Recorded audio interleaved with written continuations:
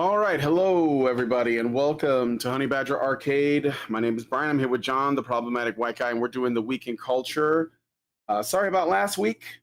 I have a new rig, and it was very disagreeable, but I think I got it figured out for the most part. I should be able to host this show without an issue. I did a lot of testing and a lot of messing around with things, and I think real quick about what happened. I'm not 100% certain on this, okay, but I bought this computer through a website called Digital Storm.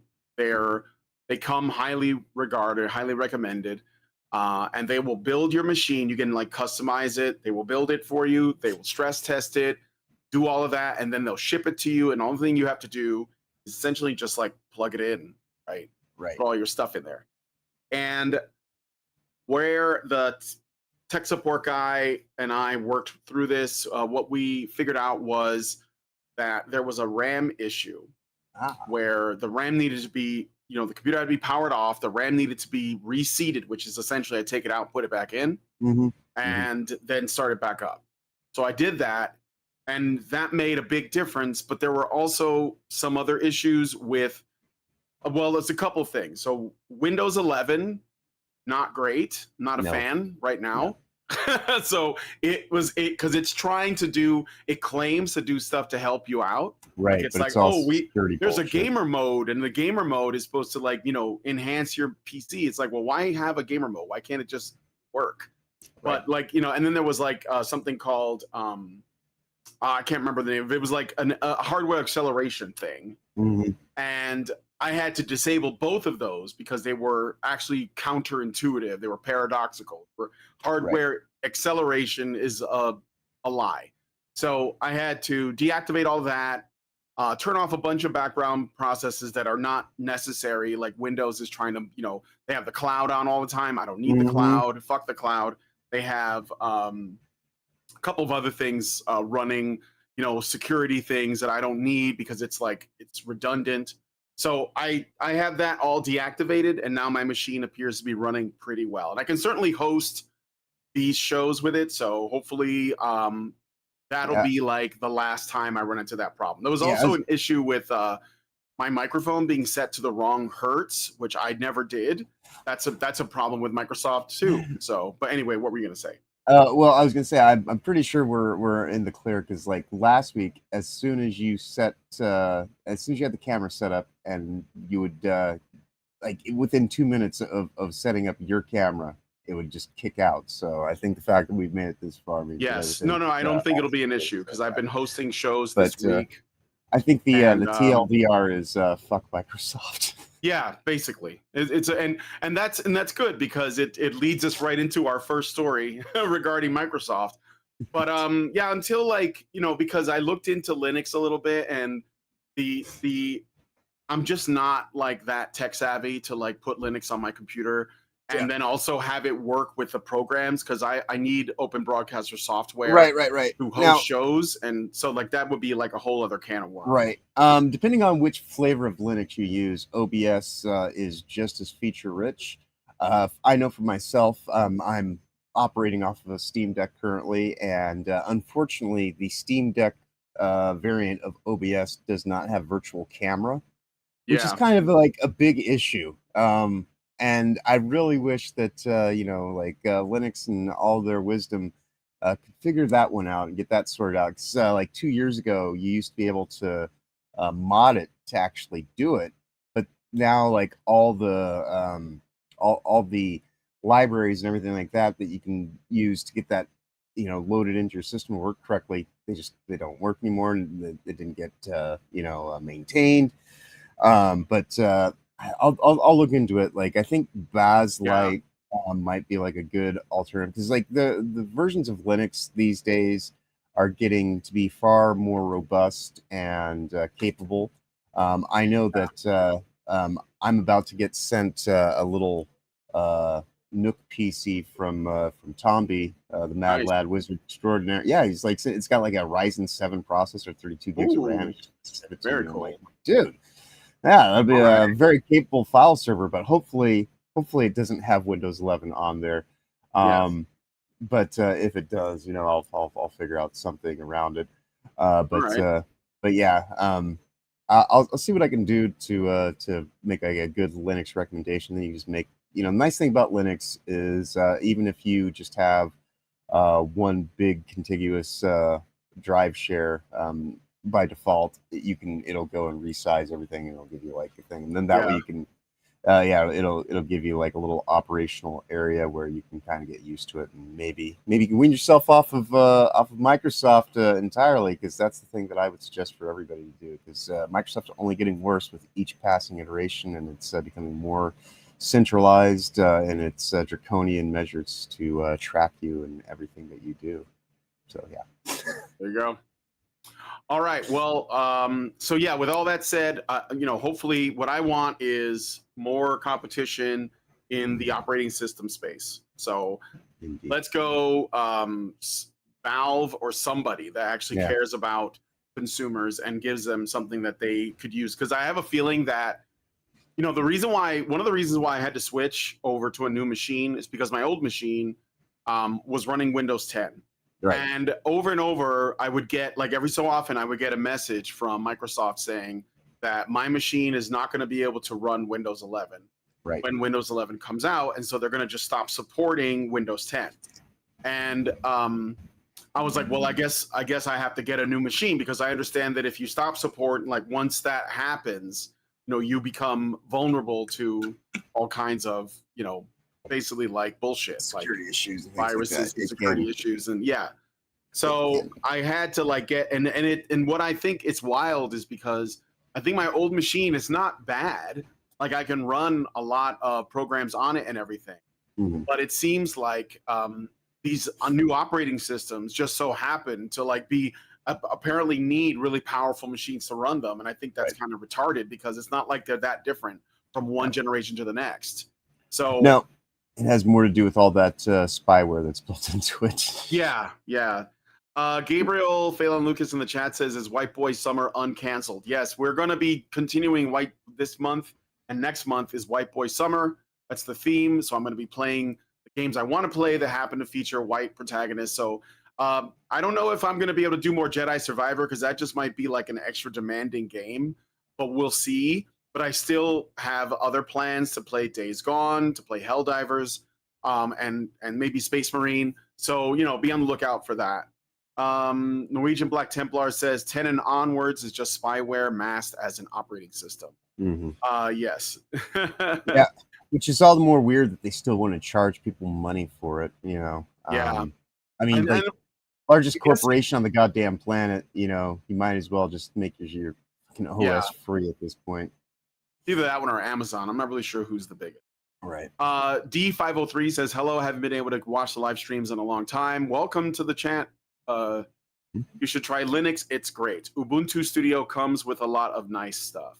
Yeah. Thank you for that. Yeah, what I think would be nice is, I think that most people want an operating system that just does what it's supposed to do while impacting your machine in the minimal way, in as minimal way as possible, right? So that you can focus on using it for the things you need, and not like running all these stupid background processes. Right. That I think was what was killing my computer CPU. And my CPU is like a 990XX. It's 12 core, like a powerful machine. It should not be running like, it shouldn't be at 99% or 100% just because I'm like playing a game. Right. Even if that is like a more like sort of higher end game, but like, it actually didn't matter. Like last night, and I know this is sort of related because this is what we talk about on the show anyway. Last night, I streamed a game called Peak. And Peak is a very small indie game. I think it's like $5 or $10, where you and up to 3 other people, I think it's up to 4 players, you're basically just trying to climb a mountain together.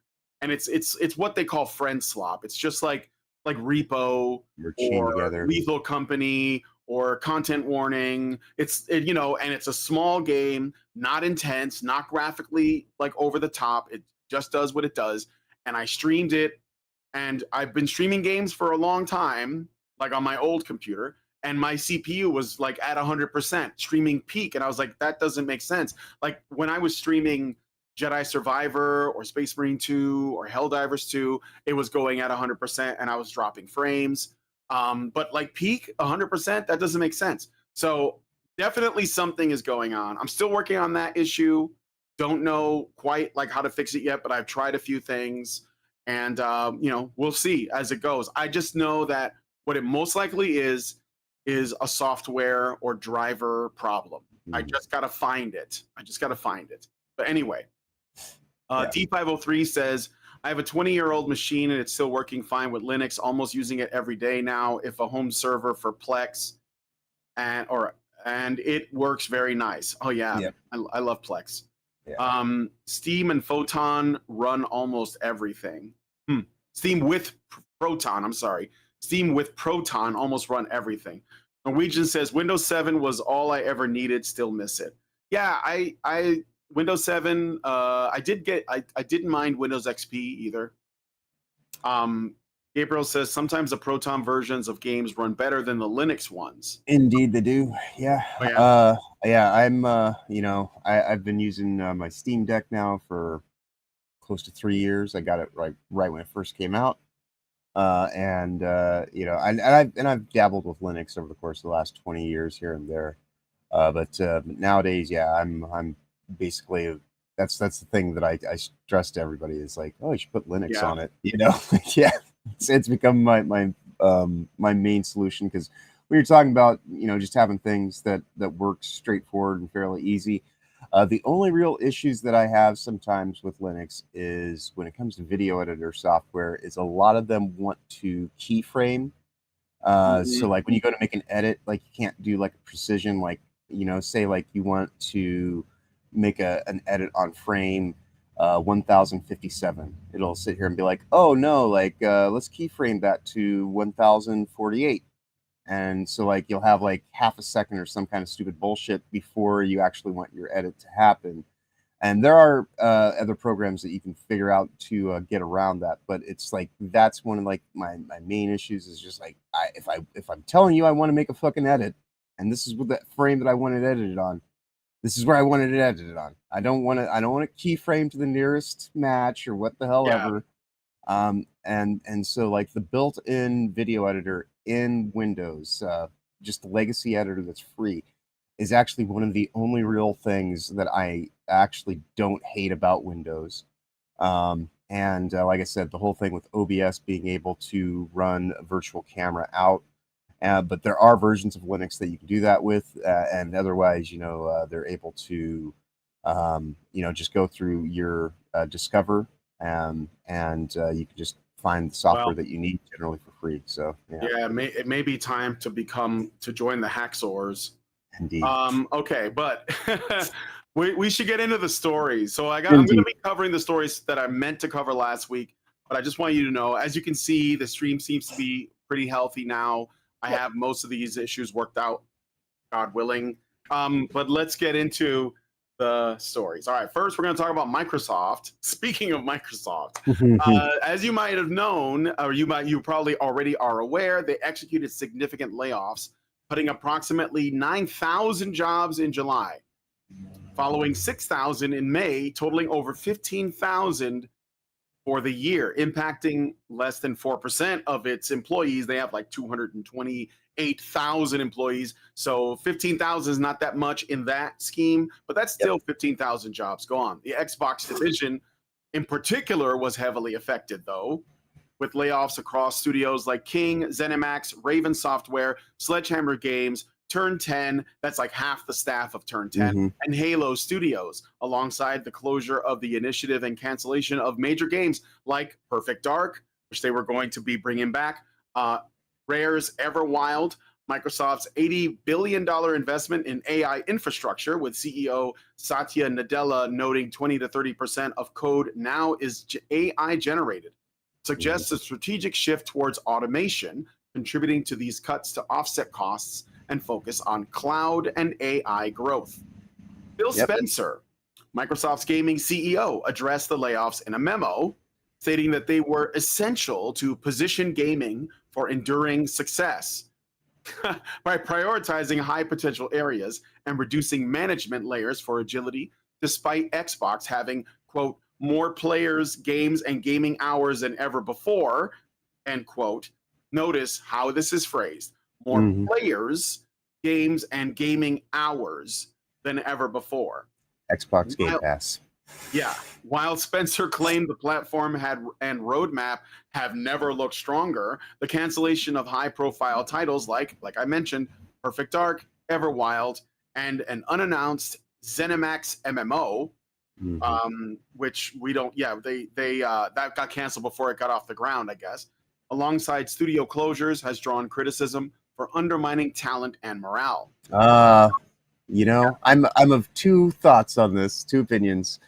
You know, for one thing, I guess, you know, yeah, it is kind of sad that these things happen.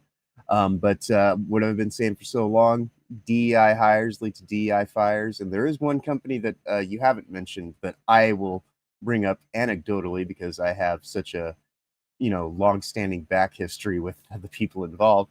Romero Games. They're based out of Ireland these days because I guess that's where John Romero and his wife, my former college, you know, department head. Oh, is it John Romero make you his bitch? That guy? Yeah, John Romero. Dai Katana. Yeah. And his wife, Brenda, was the head of my college department, right? And so in the last 2 weeks, I got to personally witness somebody that I went to college with. She has blue hair and has Oh my God. And has not been right and has not been in the game industry for the last 15 years. She ended up going to the Coast Guard and just just doing jobs connected with that. Evidently was planning on moving to Ireland to get a job for Romero Games. One day before they went to get on the plane to head over there was when all of this came down. And Romero Games laid off fucking everyone, thankfully, before they got on the plane. But I was just sitting there kind of saying, you know, on one hand, I kind of feel bad for you, it's your dream job, this and that. But I've had more of an actual backstory staying involved in the game industry than you. You were clearly just a DEI hire. I can't really feel too bad about you sitting there with a picture of you crying into your beer about not getting to go into the game industry simply because you're a woman. And Brenda still can't get over her old habits that die hard of women in games being the most important thing, regardless how much actual valuable experience and anything they have to offer. As long as you have a vagina, you can have a job. And so they're one of the companies that got evidently gutted by not getting their big Microsoft money satchel to go and continue their DEI practices. So I can't really feel too bad about this, to be quite honest. If these are the games that got affected, DEI hires or DEI fires, and fuck them all. The winds of change have come and they're a-blowing, and is what it is. Norwegian Black Templar said, I bet none of the empty suits got laid off. Probably not. Especially, I think that a lot of the people that are like the stakeholders, not stockholders, stakeholders, that essentially don't really have a financial investment. They have an emotional investment in the company. They probably have people that work there that are basically guaranteed a job. Although I do think that AI, which they are using to replace jobs, are going to take away a lot of those cushy, sort of made up jobs that mostly women get. You've seen those videos, right? Of girls like, this is a day of me working at Amazon or there's Instagram or whatever. Yeah, there's currently a woman who's director of something on X freaking the fuck out that she's going to lose her job within the next 6 months because if your job can be replaced by AI, then it deserves to be replaced by AI. Yeah, that's pretty much it at this point in time. Especially because from what I know, Microsoft's AI is Copilot. That's what they're using to automate tasks and essentially do a lot of this work. It's also part of the reason why you have high processor usage. Yeah, is Copilot even a decent AI? Well, I don't know. It's not one of those things we hear a lot about. I mean, I know that ChatGPT is a lot more powerful than it was when it first started. I know that Grok has definitely become aware of things going around. So Grok is on another level. And I believe that Elon Musk just released Grok 4. I don't know Yeah. how much better that is, but AI is here. There's nothing we can do about it. But my question, I don't think that they're all created equal. You know what I'm saying? No. Right. So Yeah. No. is The Copilot. Yeah. To my understanding, Copilot is a resource whore and not much else. Oh, It really? didn't really have much reason to be. Yeah. I mean, I never want to use it for anything. But it's still. I don't. I actually had to. It's one of the things I had to disable on my computer. Yeah. Because I didn't need it running. Why would I? I don't. Why? Right. I can talk to Grok. He'll tell me the truth. Indeed. Well, at least he was there for a good few days. For a while, you know, yeah. Like I don't know if this new Grok 4 is going to be quite as based. Like, they literally had in the coding, be based, spare no one's feelings. You know. Yes, that's what we need. We need. Right. I understand that. Do you know about the Twitter competitor Gab? About Gab? Vaguely. Okay. So it was created by this guy named Andrew Torba. He was one of the, sort of like, are you familiar with the Pepes? Mm-hmm. Pepe people, the Kekistanis? Yeah, he's like one of the original Kekistani Pepe guys, and he created Gab as an alternative to Twitter when Jack Dorsey owned Twitter, and it was a hellhole. Like, it was a hellhole of censorship, banning, and Torba made Gab as a competitor for that. There was other ones, Truth, and there were a couple of other ones that died, but they were basically similar. Signal sort of, and all that kind of shit. Yeah, they were like Twitter competitors, but they're all gone, I believe. But the Torba is also working on an AI. So I kind of want to know, because I'm sure that is going to be the most based AI to ever exist. But we'll see. Okay. So I'm looking at the chat. So you guys keep on talking, and I'm going to talk about some of the stuff you guys are saying. But for me, just like on commenting on this Microsoft things, in terms of the gaming division, this is just what happens when you abandon your core audience for the broader audience, like the tourists or the modern audience. It doesn't even have to necessarily be the non-existent modern audience, just the tourists, the people. Like, look at what they did with Doom Eternal. Wasn't that like I don't know if that is Doom Dark Ages. Doom the Dark Ages. I'm sorry. Doom Eternal's great. Doom the Dark Ages. They changed the difficulty like selection screen. And I didn't get Doom the Dark Ages, but they changed it to where I remember the old days, and this was like a classic id Software thing. They did it with the Doom games and the Wolfenstein games, where the easiest difficulty was like, please don't abuse me or something like that, know. And it's like the main character's got like a bonnet and like a what is it, the baby like pacifier. Yeah. And obviously it's but because that could be offensive to people, they changed it to like fledgling like Crusader or whatever. And I was like, come on, guys, like nobody who really likes these games wants that. Like, we want it the way it was. It's completely lost what edge it had, and no one thinks. I mean, again, I don't know if Doom the Dark Ages is any good as a game, but it's not selling well.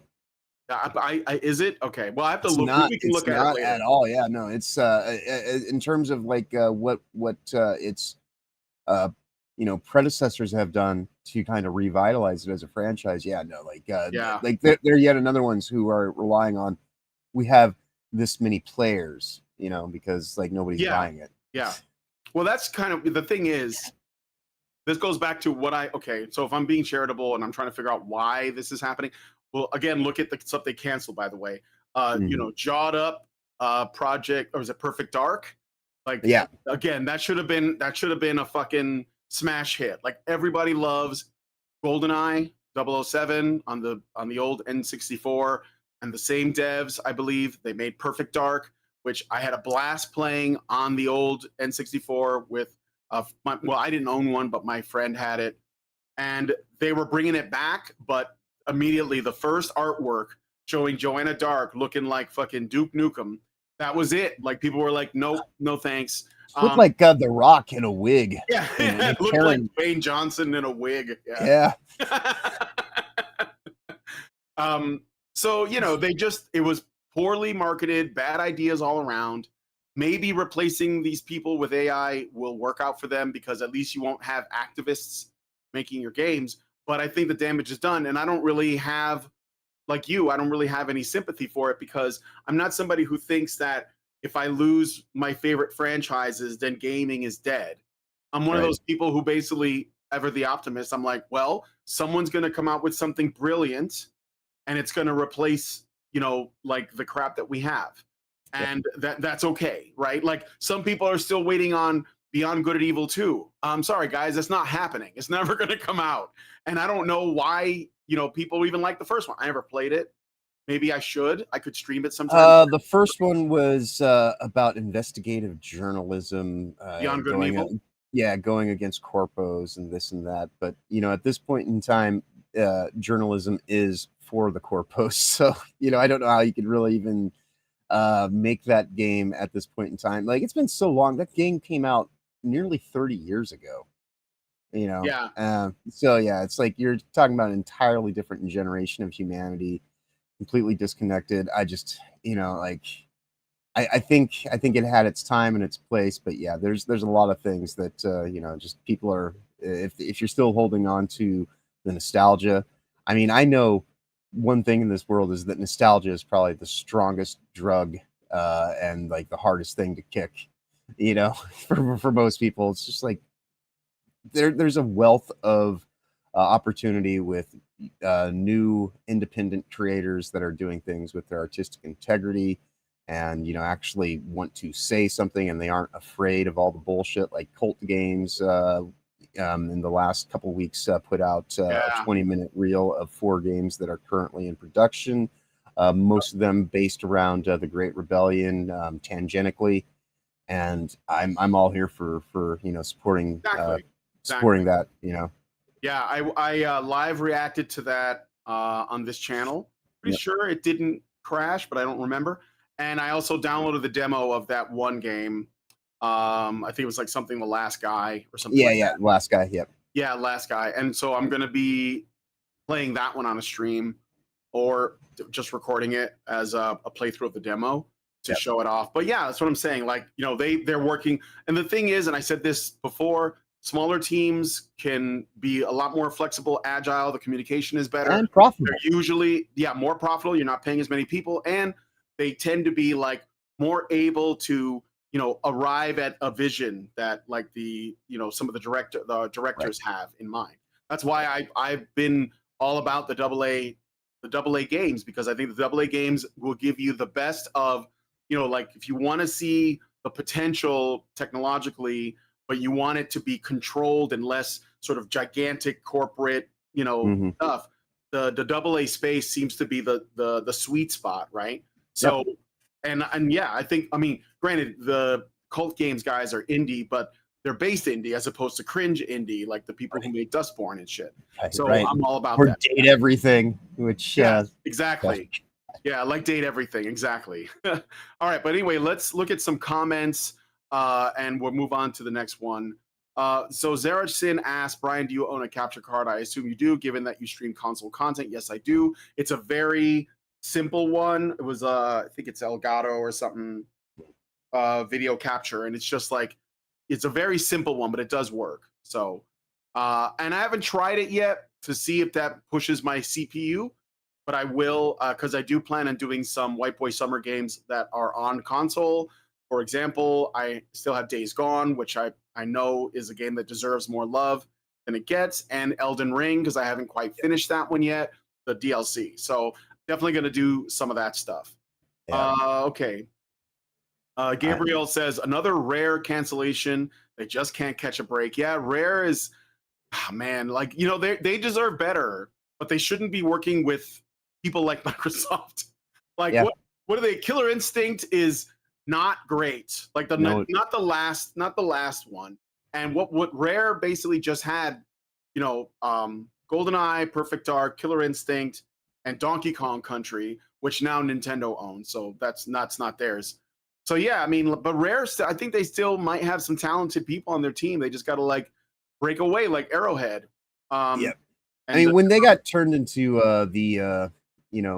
basically the fucking avatars for Yeah. Xbox 360, the writing was kind of on the wall then that, you know, like they were way too caught up in Microsoft's agenda, and they weren't allowed to. I mean, I hated Perfect Dark Zero, to be honest. Like, I bought it back when it came out on 360. I think I played it for about 45 minutes. Yeah, that one And was it was just like a fart in the wind. I don't even remember it. yeah, it was just no good. So, It was it was not good in at all. and out. Yeah. Yeah.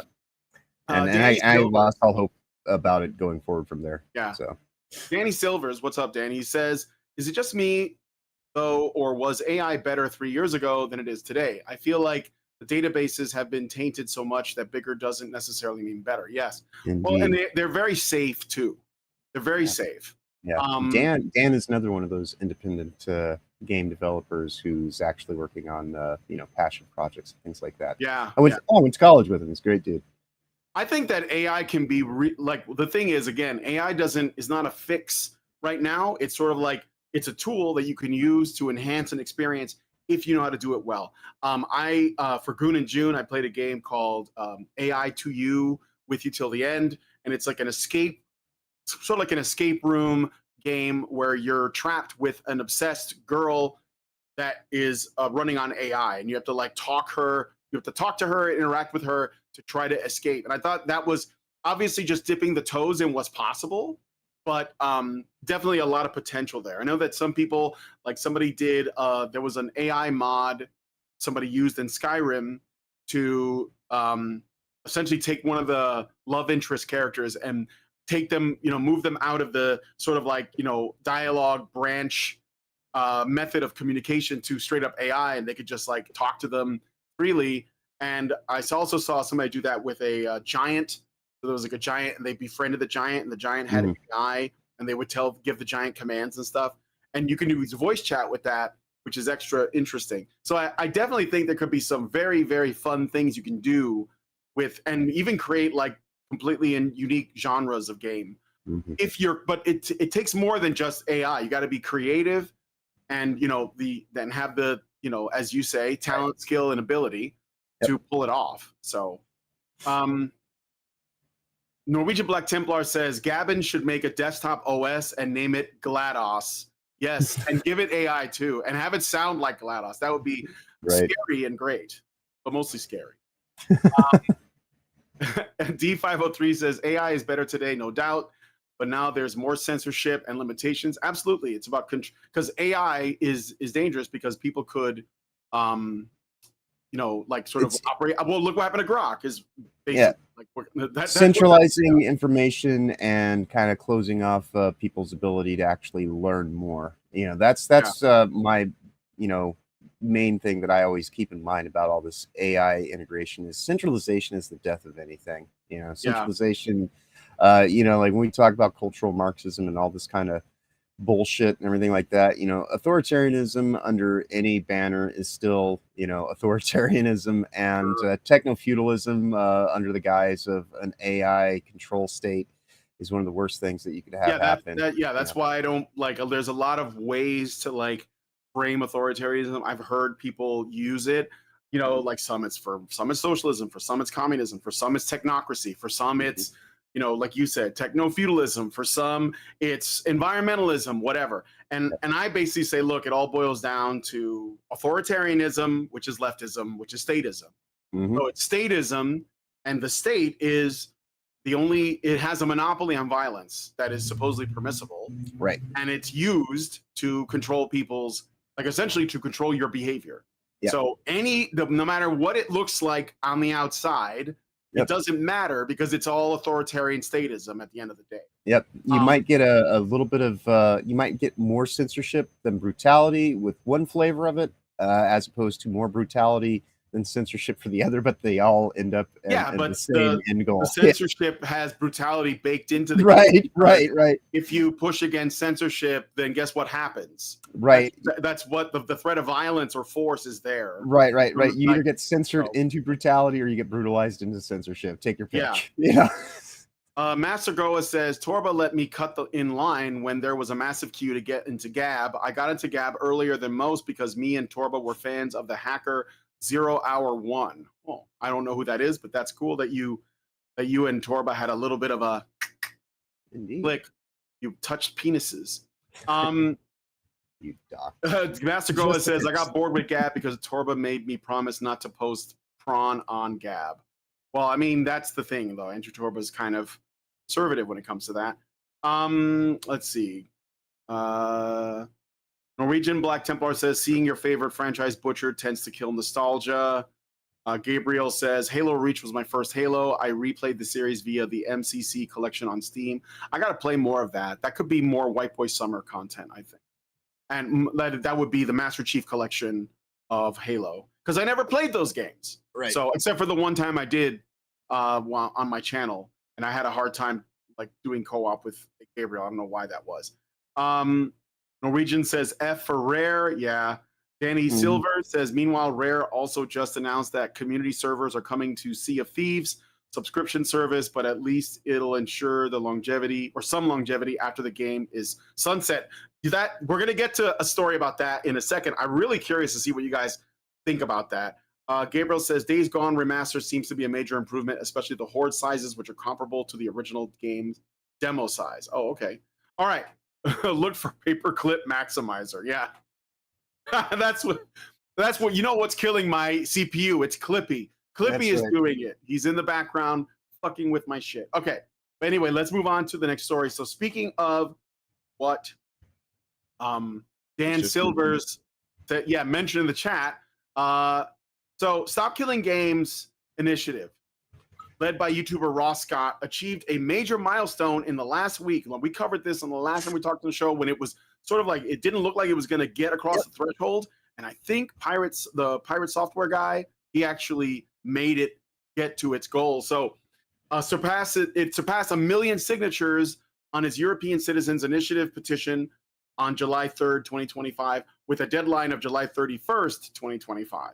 Sparked by Ubisoft's 2024 shutdown of The Crew, which rendered the game unplayable, the campaign seeks legislation to ensure publishers leave online-only games in a playable state, like basically either offline modes or private servers, after discontinuing support. The initiative also crossed 100,000 signatures for its UK Parliament petition on July 2nd, gaining traction with endorsements from influencers like PewDiePie. So, PewDiePie supports it. It's basically a done deal. Jack Skeptic Eye and Asmongold. Yep. However, concerns about invalid signatures prompted organizers to aim for 1.2 to 1.4 million signatures to buffer against potential disqualifications, with the European Commission's IT team clarifying that duplicate signatures won't invalidate support, bolstering the campaign's momentum.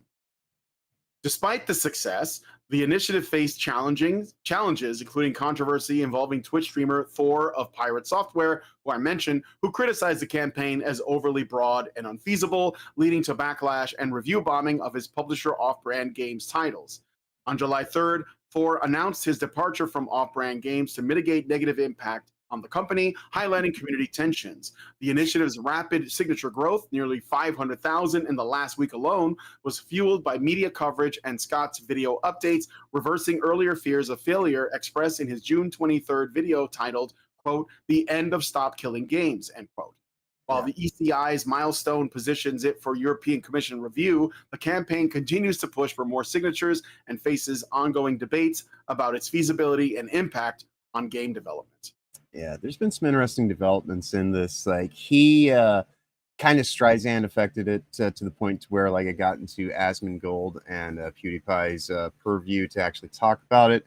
And then he lost like a whole bunch of followers, 500,000. It's like a crazy amount on various social platforms because he decided that being the stand-up guy that he is, he's actually, he's the hero, guys. You see, if it hadn't been for him, he's trying to spin it that if it wasn't for me, this wouldn't it's like, no, it's like if it wasn't for you being a giant douche, it wouldn't have languished for months on end. And just as it was getting towards, the final days of it, getting a little bit of a dust up in,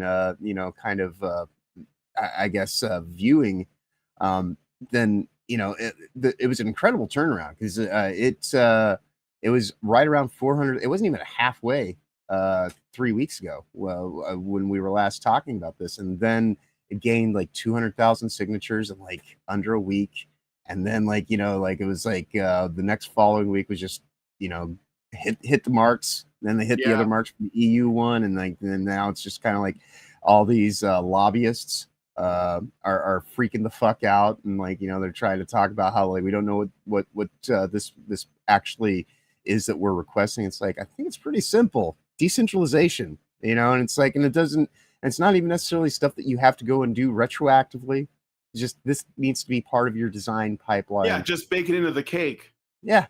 Yeah. This is not difficult shit. 100%. Like, you know, years ago when I think it was like when the first MMOs came out, I had conversations with my friends and, you know, that were into this stuff. And I was like, well, if you guys are paying for this, you pay for the game and then you pay a monthly fee for the game. That was like how it was when it started off with like the original, you know, EverQuest or I think EverQuest, and there was what was the game that had like so many Ultima Online? Yeah. And you know, they had like these fees, and then World of Warcraft and Final Fantasy 11. And I was like, well, what happens? Like, how long do you think this is going to stay up? Because you're putting money into this thing, and eventually they're just going to shut it down, right? Or anything that is online only. That was where I brought it up. I was like, well, you can't play this offline. And at the time, I didn't know much about it, but you know, there were some games that had like peer-to-peer or private servers that they would set up. I think Alien versus Predator, which was like had like online death matches at the time, did, you know, have that in place. But it seemed like as this online component became more and more popular, there was more and more control over, you know, like whether or not you could play it offline. Maybe I'm wrong, but that's just what I got out of what I saw. But I did say, well, at some point we have to, like, you know, be looking into the future of something we buy to see if we can keep playing it. Like, is it relevant? Like, for example, I own Warhawk on the PlayStation 3. It was like one of the early titles on the PS3. It was great. It was like a multiplayer online, you know, like I don't know, multiplayer shooter thing with like ships and tanks and whatnot. But the servers got taken down, and the game doesn't have a single player mode. It doesn't have anything else, so it's basically dead. But I think it was Dean who, you know, his account is Sneakola. He's like a dev that has worked on games. He mentioned that they found a way to like get multiplayer working for people who still want to play it, and so there is still a community. And the same thing is true of Friday the 13th, which is a game that I'd like to be able to keep playing. But you know, again, they took the servers down as of I think the end of 2024. So I think that this is a really good idea if that is the goal, is to basically make it to where, you know, if you still want to play a game like, you know, or like I said, Friday the 13th or Alien versus Predator or whatever it is, that there's still like a way to do it. Or you put an offline mode in there. Maybe you fight bots. I don't know. But I think peer-to-peer would be the way to go.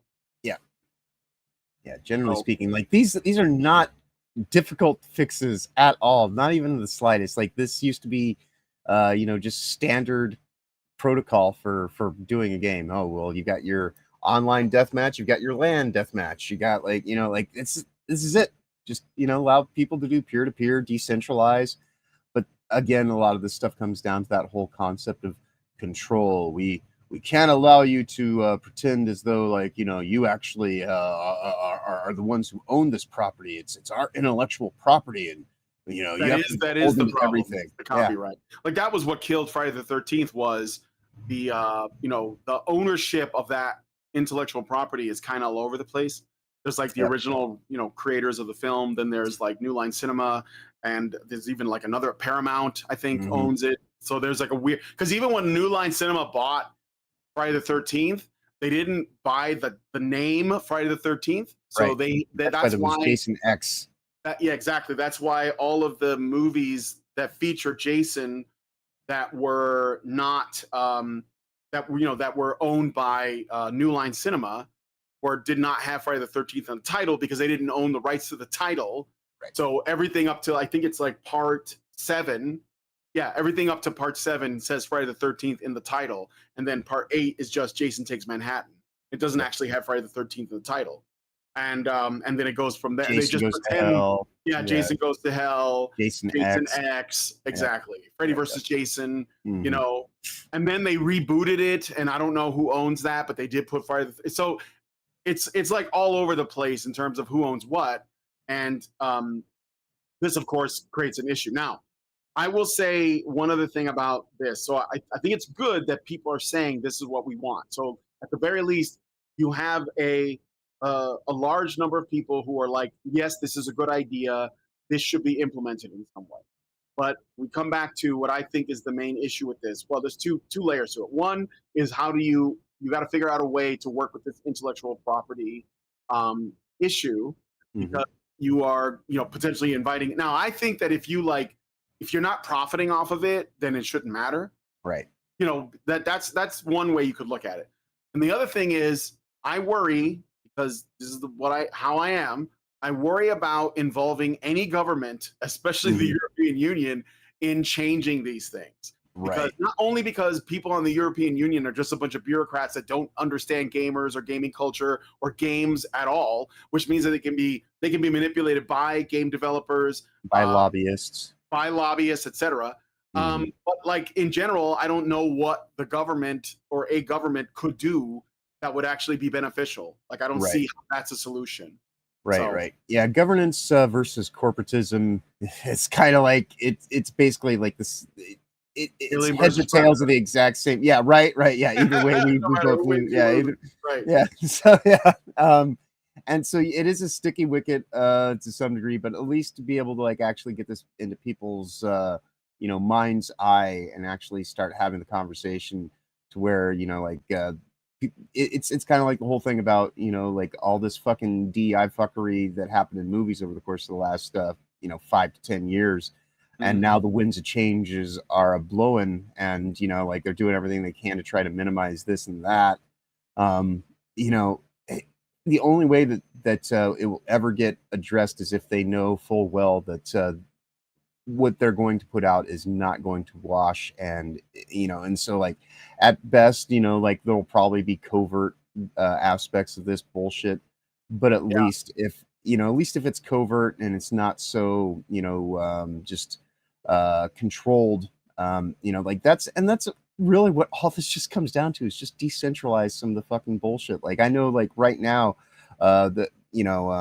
it's like gaming the system. They want everybody to be on real IDs here in America, which is federalizing control over everyone, which violates everybody's Fourth Amendment rights, because they want to tie it into your phone and be able to just access everything that you're doing in real time. All this kind of Palantir, kind of like everything. So ultimately, the biggest fight that we have, and this is kind of like Gamergate, the wider implications of it, because Gamergate has been, as more than anybody, you've been covering this stuff for over a decade, is really kind of a way to incept a lot of these controls into the gaming media. But the gaming media itself is, it is kind of the zeitgeist, as it were, to kind of fuse like pop culture is downstream from politics, and it's just kind of like this whole thing where it's like we need to know what all this stuff is ultimately about. And so though the Gamergate stuff is never going to truly go away, they will go back to more covert means. It's the same thing with what they're going to try to do in the broader aspects of our day-to-day lives, trying to centralize control and everything like that. So everything comes down to decentralization, ultimately, like being able to actually have autonomy over your own life, over your own local communities, over everything, and getting rid of all this centralized authoritarianism, however they try to mask it and try to present it to you as being something good. Digital currencies are not a good thing. Having like papers please being something that they literally just push a button and call up on a fucking screen. Like, this is not the world that we want to be a part of. No, of course not. All right, so I got some chat I want to read out, and then we'll move on to the next story. But yes, bear that in mind. Danny Silver says 2 negative reviews across 6 games does not count as review bombing. Yeah, I know. It was the way that it was framed, but I will say did you guys know that the Pirate Software guy, that's not his voice. He uses like a voice changer. He's actually got like a whiny voice, like a whiny nerdy voice. he looks like But he such a sound like when he uses a voice changer to make him Right. sound like alpha, basically. Mhm. But yeah, thank you for that. No, of course not. And of course, what like review bombing is kind of a loaded term anyway. Like, oh, I don't like this thing. I'm gonna tell people I don't like this thing. That's not review bombing. Even if a bunch of people do it, because what if it's just bad? Right. Like they, like if it's, you know. Right. All right, Master Goa says all online games should allow private servers when they go offline, but the companies that hate us don't want us to keep playing games we love because we have to consume their next product. That is right. That is what it's about. Is basically because what they want is for you to keep buying the new thing, so they stop supporting the old thing, even if the old thing is fantastic, because they can't continue to profit off of the old thing. Planned obsolescence. I understand that we haven't figured out the best model yet for that, because on the one hand, companies have to make money so they can make more products, but we should not be. I think that there's got to be a better model to do that without exploiting. Well, again, I think that comes down to what we've mentioned before in the past, is like smaller projects, with treat your projects so that when they and make it to where people can go back to them. So and new ideas, constantly giving people something different, not something that's familiar, because though it may be easy to rely on familiar brand labels and slogans that you're used to, maybe, just maybe, hire a couple problematic white guys who have artistic integrity and a unique vision, and just give them a chance. That's all. That's the reason all this stuff exists in the first place, is people who just wanted to do shit because it was cool. Not because it was safe. All right, Danny Silvers then says, I think at the very least, a government can make it so you can't sue a user for putting a server online for a sunset product. That's all I'd want out of it. Yeah, I think the best function of any government is to essentially remove obstacles to people's freedoms, so that they're not violated. Unfortunately, most governments tend to do the opposite of that, but I agree. That's all I would expect or hope for. Right. But I'm not optimistic about whether or not that's the reality on the ground, you know? Unfortunately, a lot of governance these days seems to think that we're supposed to swear allegiance, loyalty, and unyielding fealty to politicians. And that's not how any of this fucking works. Never find yourself to where you feel like you have to be beholden to a partisan-based mindset or the people that are the luminaries within it.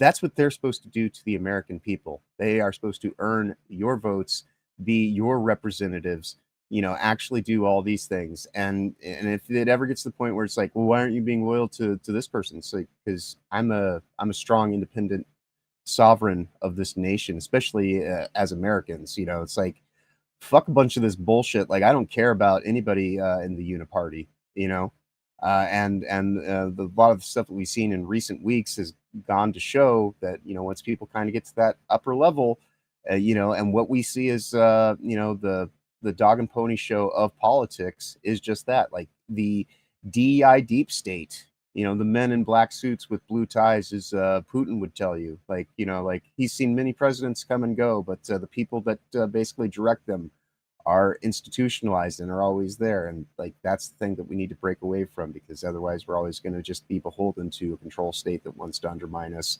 by, inches and yards and miles whenever they get the opportunity, and you don't get that shit back. So, All right. Well, let us know what you guys think about this one in the comments. And specifically this Stop Killing Games thing, because I think it's a really interesting thing, and I want to see how it develops. And we're going to move on. So, speaking of games that milk themselves for everything they can get their hands on, so The Last of Us Part 2 is the Naughty Dog is releasing a whole new way to play the game that nobody wants to play, with chronological mode, a rearranged version of the game that lets you play the story in chronological order. I didn't even know it wasn't in order. I didn't give a shit, but we're going to look at this anyways.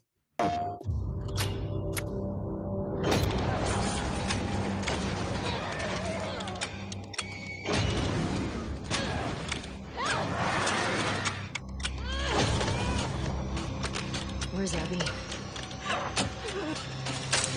You let you both live, and you wasted it.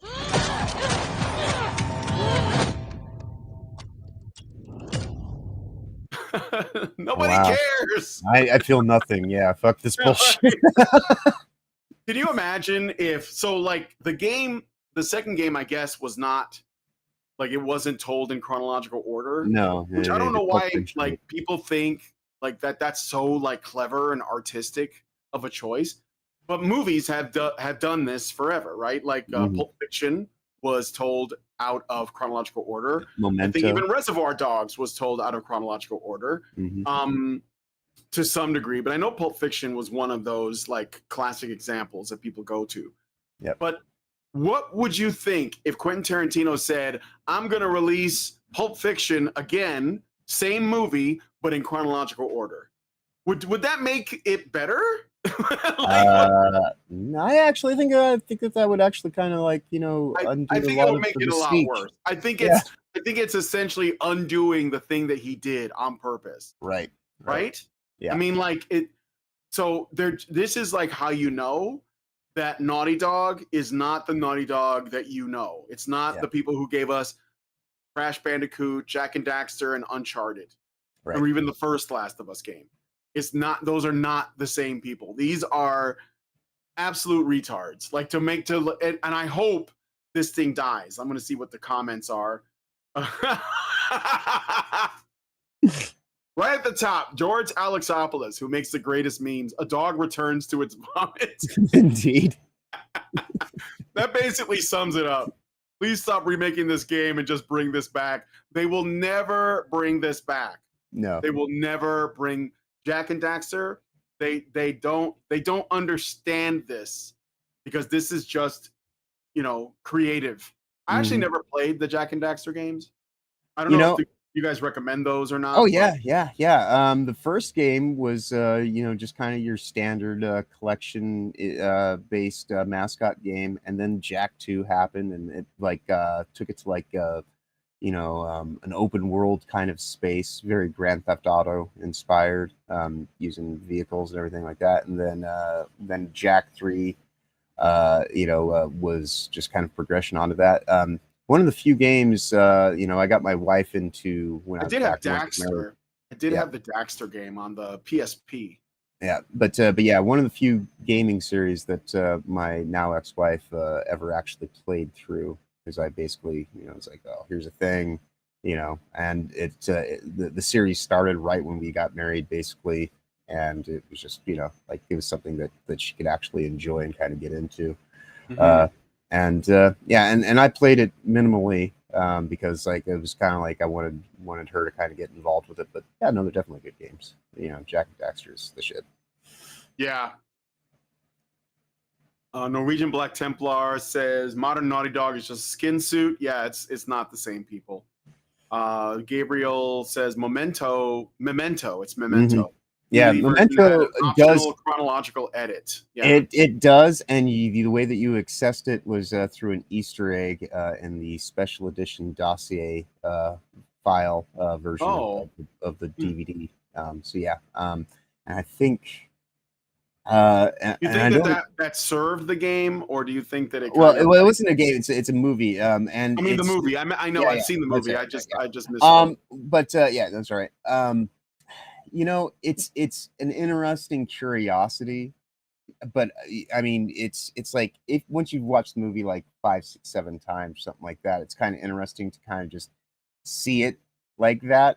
But it's a passive experience. I don't know that you know, it would almost work better for something like a movie, but only to the point where you've seen it so many times. It doesn't necessarily enrich it any more than just kind of like helping you kind of like see like certain things, but the way that the movie is written is built around the premise of, you know, some of these things are supposed to be like, well, hold on, why am I missing out? Because like, especially within Memento, because the whole point of the story is the main character has a memory that's fudged, and like he can't, you know, like remember anything past. So like that's kind of carried through in the dynamics of the storytelling. And so when you go and make it all chronological, you know, like it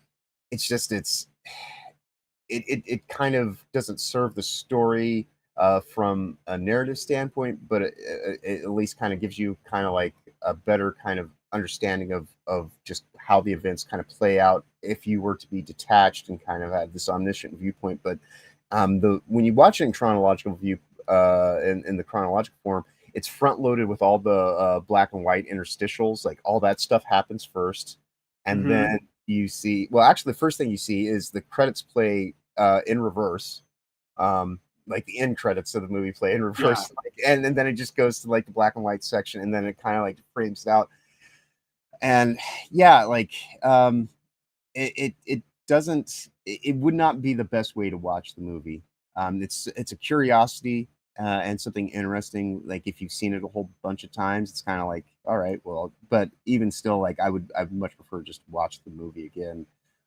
You know, maybe 9 out of 10 times I would watch it, normally, and then that 10th time, then all right, let's kind of see how they put this together. And that's even just more from just like a technical standpoint of understanding like visual storytelling, which isn't necessarily even something most people give a shit about. So yeah, like this game trying to get this over is like be all end all of like another reason why you need to play this game that nobody even likes again for yet another pointless fucking remaster. They're really, you know what I think. I know what I think about this franchise.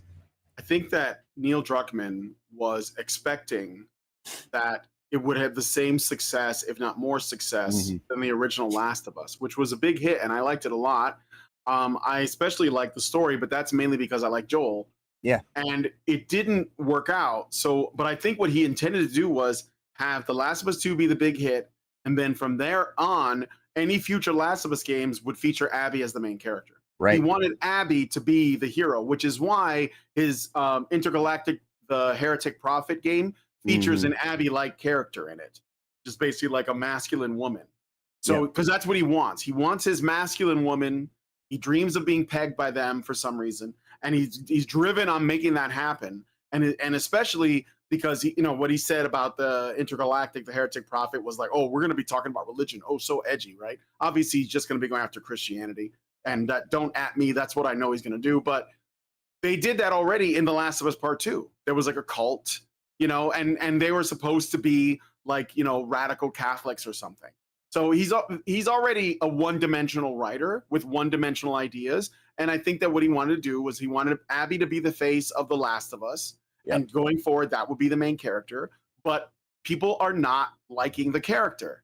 Right. It's not sticking. So that's why they're releasing multiple versions. Well, maybe you just didn't experience it the right way. But how about this? I'll put it in chronological order, then watch it, then you'll like her, right? No, nobody cares. Nobody wants this, right? So that's what this is. And I hope and pray this is the end of Naughty Dog for this. Because they have nothing of Intergalactic is going to be a catastrophe. Oh yeah. The only redeeming thing even from that game, and this is only in the slightest, will be its soundtrack. Because like because Nine Inch Nails. But even then, like I love Nine Inch Nails. I love Trent Reznor. I'm wearing a Nine Inch Nails hoodie right now. But he's entered that phase of his life where he's got like 5 kids and he's going to try to like save up money to put through college. I don't know why. He's just like, teach them to like, just stand on their own 2 feet and be, artistically driven, but whatever. He's been living in LA for a long time and it shows, unfortunately. And so much as I still enjoy the music, they're on tour right now. And I've been to like 9 different Nine Inch Nails concerts and How to Destroy Angels when they even toured under that label. Yeah. And I'll be honest, like seeing these tickets, $200 for like the 314th section, like all the And it's like I can just as easily just download the recordings from the bootleg site for free. Exactly. And save myself a lot of time and effort. And so even that, like, kind of being the thing that they're going to try to draw people in with. It's like, I do love Nine Inch Nails, but I'm learning to separate the music from the man a little bit more and more with each passing year. So it's just, this is not going to be anything worth two shits to give. It's just Yeah, ugh. I have sure. no good feelings about this thing. For sure. All right. Well, let me know what you guys think. Are you going to play The Last of Us Part 2 again in chronological order? Right. I think maybe the reason that they're doing it is so they can push off the point to where Joel gets fucking axed. So that way, it's not so But that happen. I think that happens at around the same point in the story. It's early on. Right. So I suppose, yeah. So I guess obviously Druckmann doesn't give a shit. He really wants people to be okay with them killing Joel, and does not understand why. It's people are sick and tired of people resonated with the character, not yeah, they liked him. face. But I legitimately thought Joel was the best character in the game, in the first one. Yeah. So let me see. Master Goa says Beyond Two Souls originally played out of order. Later versions allowed you to play in chronological order, and it's a much better game in order. Consequences are harder to quantify when out of sequence. Actually, I do plan on playing that game, streaming that one. I have I think it's David A Day Cage. with Ellen Page. I have 3. Yeah, Ellen Page. Don't dead name him. But that's kind of one of the reasons, because I'm like, can this game be allowed to exist now that Ellen Page no longer exists? I did think about buying it during the Steam sale. We'll do it in memoriam of Ellen Page. What could have been? But I am going to be playing some David Cage games. I think in September I might do it. I'm going to do good old Heavy Rain. I'm not going to do the first game where it's turned into Matrix, but Heavy Rain, Beyond Two Souls, and Detroit Become Human again. I want to try and get the worst possible ending in all 3 games. I don't know. But thank you for that. Danny Silver says, aesthetically, I think Intergalactic has a lot of potential. Love the idea of tech capped at the 80s, and then we went into space, but everything else has me bored. I mean, that seems like window dressing stuff. What I think is going to hurt it is going to be the actual plot and story. I think Neil Druckmann has bought into his own bullshit, and he's surrounded by sycophants that feed that to him and tell him he's a genius. And I think it's going to be his undoing. It's hubris. So, all right. Norwegian Black Tempo says, I'd rather get Canadian healthcare than play The Last of Us 2. So you want to be Joel? Yeah. Have you played Black Mesa? No. But you know what? For White Boy Summer, perhaps. I have already downloaded it. I hope it works. But I am going to be playing. I'm going to try to play and stream Half-Life, because I never played the original Half-Life, and I have Half-Life. But I'm going to play Half-Life in VR, because supposedly there's a really good VR mod for the original Half-Life. So I'm going to try that out, because I do have a VR headset and I never use it because there isn't a lot with VR, but that could be a cool way to play it. I also understand that you can play Repo in VR, so I might try that as well. Thank you. Okay, let us move on to the next story. So this was surprising. Arrowhead Game Studios and Sony confirmed that Helldivers 2, the hit co-op third-person shooter previously exclusive to the PS5 and the PC, is going to be coming to Xbox Series X and S on August 25th, 2025. This marks the first time Sony has ever voluntarily published a PlayStation Studios title on Xbox, a significant shift from its traditional exclusivity strategy, coinciding with Microsoft's release of Gears of War Reloaded on PS5 the same day. So apparently Microsoft is giving... Yeah, it's a little bit of tit for tat. The move follows strong community demand with over a year of petitions and rumors, and is expected to boost the game's already robust player base, which sold 12 million copies in 12 weeks after its February launch last year. The Xbox version will include all prior content, support crossplay with PS5 and PC, but it will not be available for Xbox Game Pass, which with standard and Super Citizen editions, priced at $39.99 and $59.99 respectively. I did not get the Super Citizen version of Helldivers because $20 for another skin is stupid. The Helldivers 2 Xbox release has sparked mixed reactions. Xbox fans are thrilled to join the fight for Super Earth, with pre-orders available immediately, while some PlayStation fans express frustration on social media, viewing the decision as diluting Sony's exclusivity edge. Arrowhead's game designer, Mikhail Eriksson, emphasized the excitement of expanding the player pool though community manager Catherine Baskin confirmed no plans for cross progression or Game Pass inclusion, disappointing some hoping for broader accessibility. Amid Microsoft's recent layoffs and game cancellations, including Perfect Dark and Everwild, the Helldivers 2 announcement offers a positive note for Xbox players, but raises questions about Sony's evolving multi-platform strategy. Yeah. Yeah, what were you going to say about it? Well, you can right now play both of these games, game series, Gears and Helldivers on Steam. So, Yes. and that's ultimately what this is coming down to is consoles are realizing that the future is not with them. And so, this whole idea of exclusivity, like they're going to band together to try to fight off the foe that is the juggernaut of Valve just looming in the corner, like getting ready to like eat all their fucking lunches because it already is. And fuck consoles. I during the past few weeks of various sales that they've done, I have all but Metal Gear Solid 4 on my Steam Deck. I just need to actually find the ROM for that and get the appropriate emulator, and then I will have that one as well. And then I got gifted Death Stranding director's cut this last week, right before the sale ended. Yeah, the original Death Stranding? Yeah, the original Death Stranding. And so, I played the living shit. Like, I called myself affectionately, when the first Death Stranding came out and so many people didn't know how to do anything with it, I just fell in love with it because I understood like everything, like on the mechanics and everything like that. So I created a highway in the game that was like 90% of the highway I built, except for the one little mountain pass that I didn't learn about until I got the director's cut. But yeah, like my highway's been traveled on over 1 million, like at the last time I checked, this was like a year ago, like so now it's probably even more so. Yeah, like I have one of the highest interactions with other people's games of anybody that's ever done it. So now I'm like you know what, because I'm not going to pay for PlayStation Network, because fuck that shit. So I'm going to start all over again. That's one of the reasons why I'm waiting for all this new tech to arrive, so I can actually start doing some game streams and get into the minutia of why Death Stranding, is more than, a lot of people are complaining about the new one, saying that it's a little too easy.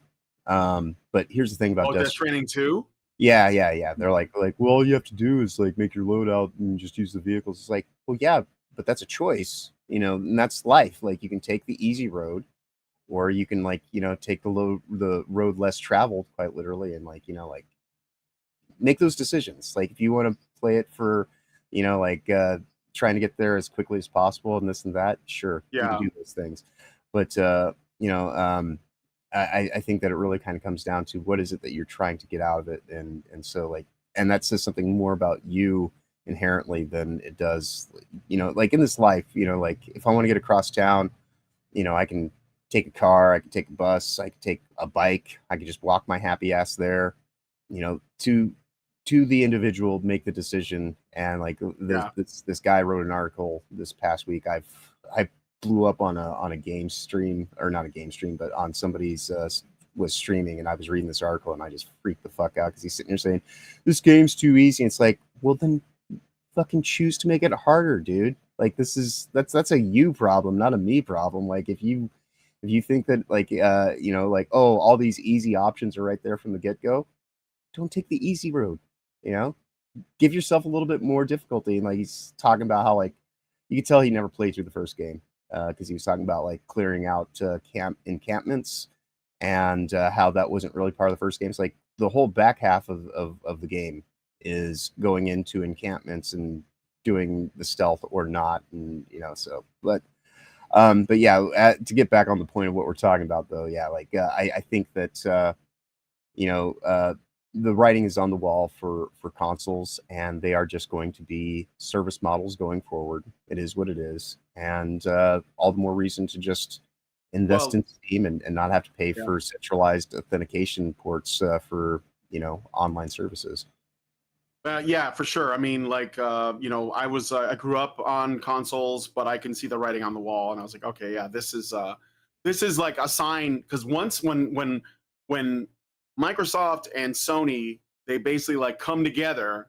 There must have been a meeting, and they were like, okay, look, we're dying. Like Yeah. we're dying out here. Exclusivity is not working. It's not going to sell consoles anymore. A lot of it has to do with things like the economy and also like the pricing. Things are getting way too expensive. People are like, well, why would I buy a console for this or that game when I could just get a PC? And and then like just get something like it or just get it. So they kind of I think they are on the way out.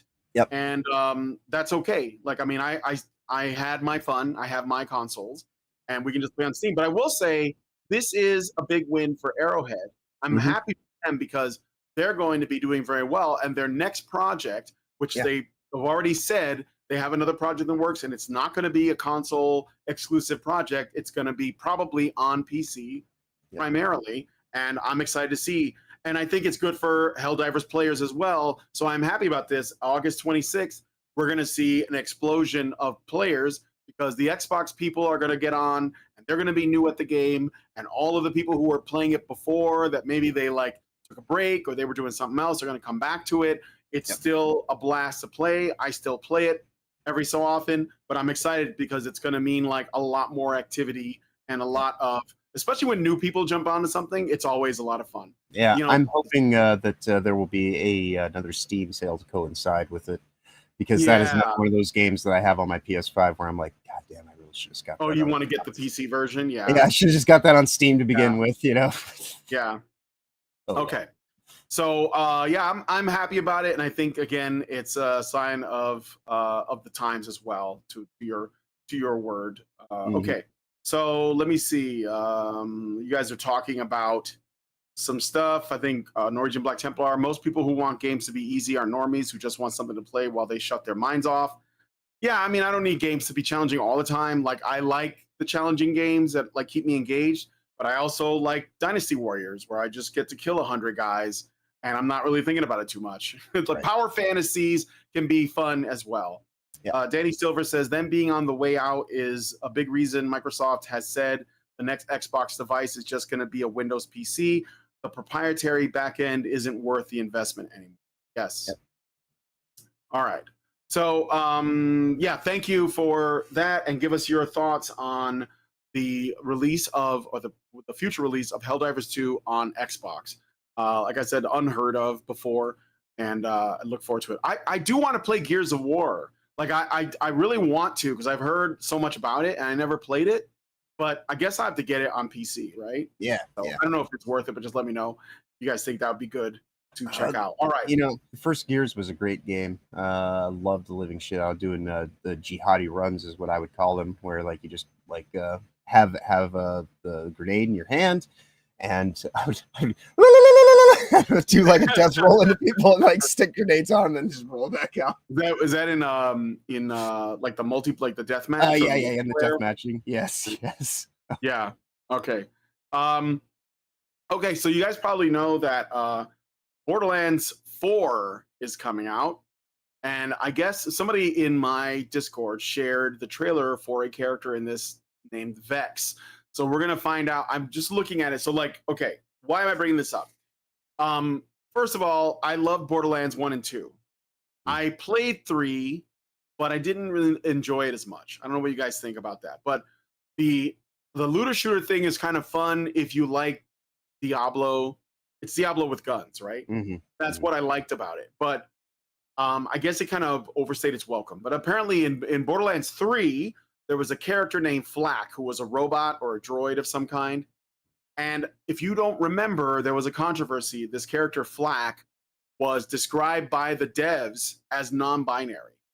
And so you had to use they, them pronouns when addressing him. And I think people got banned if they didn't use the fictional android's appropriate pronouns. So that was crazy. Yeah. And apparently they may have doubled down on that with Borderlands 4. Oh, so let's take a look. This is a character named Vex. This may have copyright music or something. So I'm gonna lower this a little. Raining for Death. I've never seen this before. So Oh, take that. It's a shame because Borderlands has a cool aesthetic and setting, but I think they got like They owned themselves, I think. Hey. You know, I got Borderlands 2 when it was free a couple weeks back. It was okay. When they were Destiny trying 2, to meet you was you know, way better. get a little bit of good press. Yeah. And then during the Steam sale, I think you could get Borderlands 3 for under $10. And I was just like, fuck that shit. Like, they got a whole DLC and there's this gay wedding. Like, Yeah. I don't need any of that. You know. Okay, they're playing like a little cinematic. I didn't really know this, but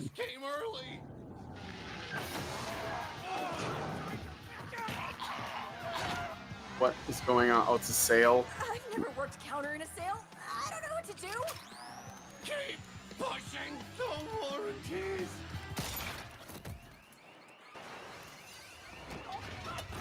Okay.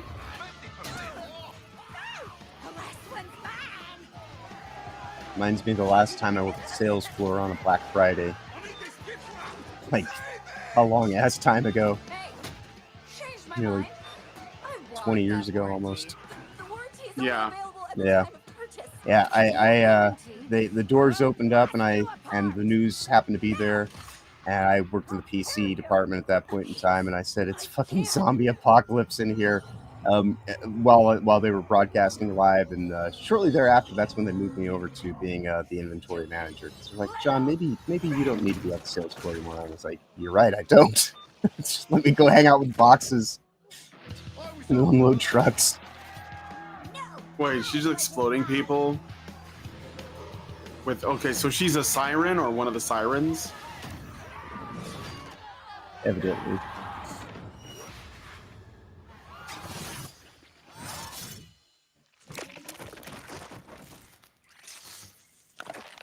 Oh, even that guy? He wasn't even being mean. Okay.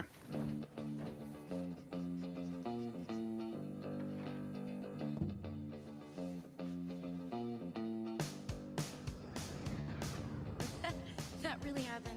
You just got magic siren powers out of nowhere? Yeah, pretty much. So you became a vault hunter to get away from this store. More or less. And now you are here on this forgotten world, battling terrible creatures. The girl who's the key to everything. Yeah. Still better than retail. No, yes, absolutely.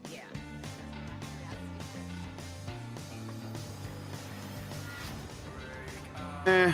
Yeah. All right.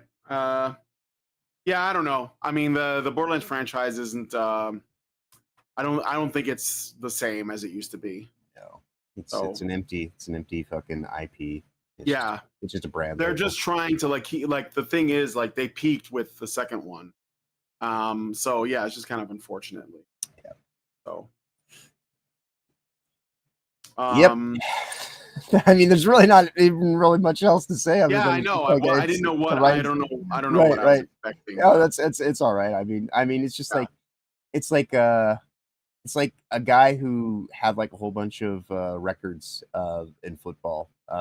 Now in like, you know, his middle age, just kind of like trying to get by on stuff that doesn't even have any benefit to his current situation. Yeah.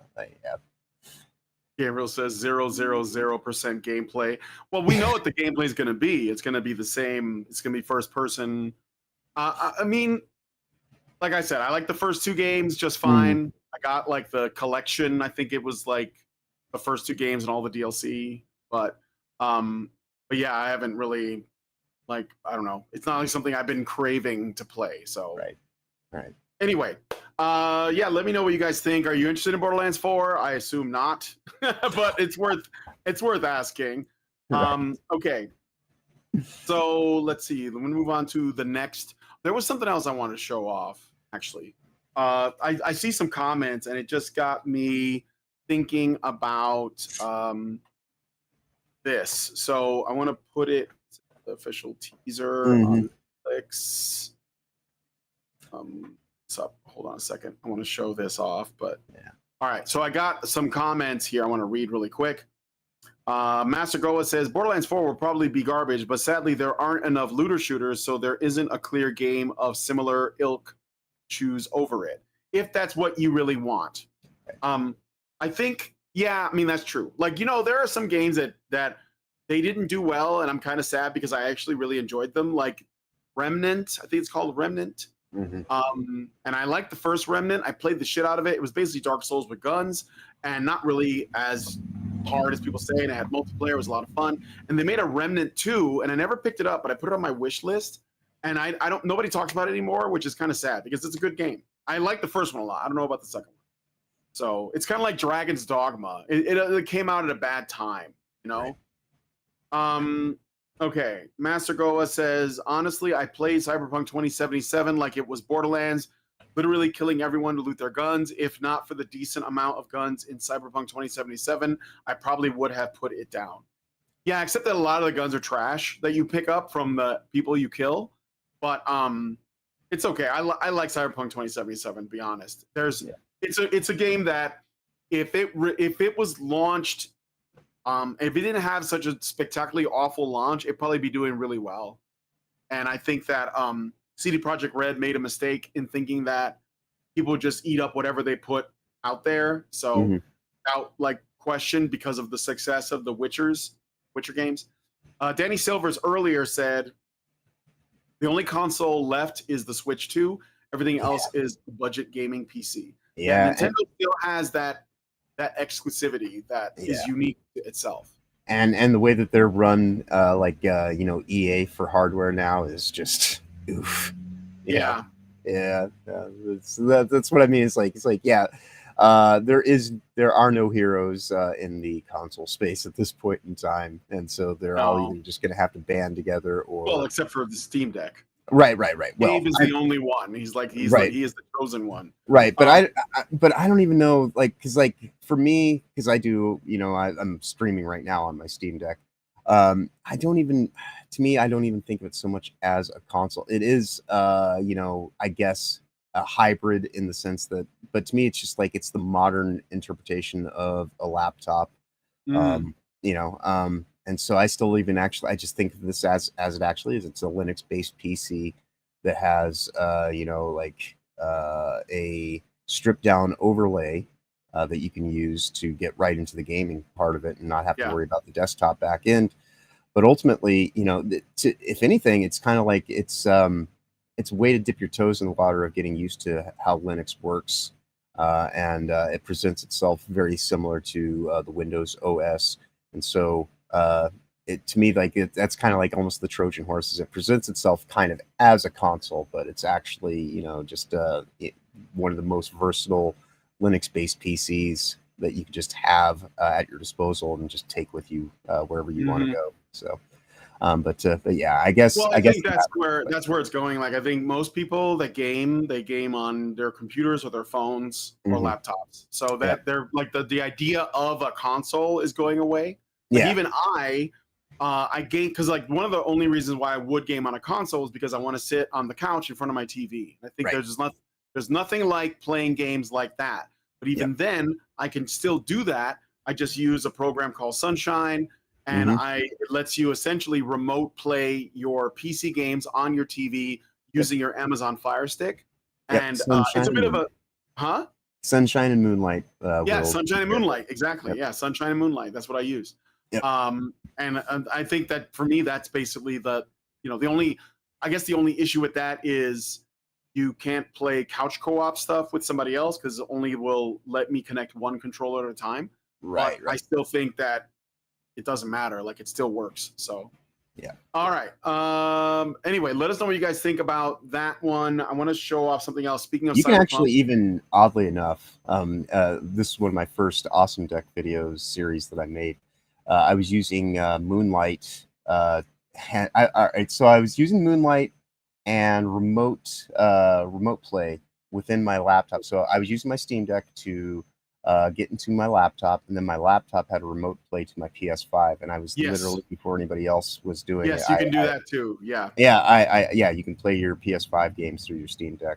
And I Yeah, Although and remote play has a little bit of a lag to it because I was it does, somewhat- it does, but like the proof of concept was there. So yeah, I did like this whole video series where and if you're using a hardwired internet connection, so like say like you're like across the country, and you're wherever you're staying at, as long as you're not using Wi-Fi, it's actually fairly stable enough to do all the things. Like I actually have a video in there where I'm playing Death Stranding in Colorado, 500 miles away from where my PC or my PS5 is hooked in and everything, and like it, and it works. I even literally called the video PlayStation, or I called it the PlayStation Portal a bull. So, and I did that even before they even announced the PlayStation Portal. So like I tell everybody how the design structure works for what would become the PlayStation Portal and all this kind of stuff, because it's just like,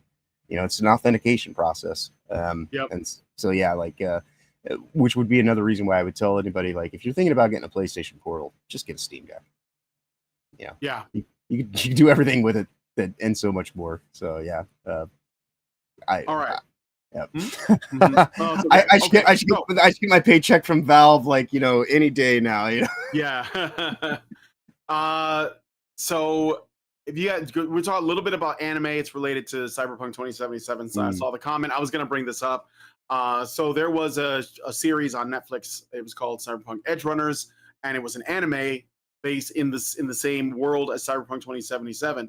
And one of the things that was kind of interesting about it was in the game, they released an update that had a bunch of content that coincided with Edge Runners.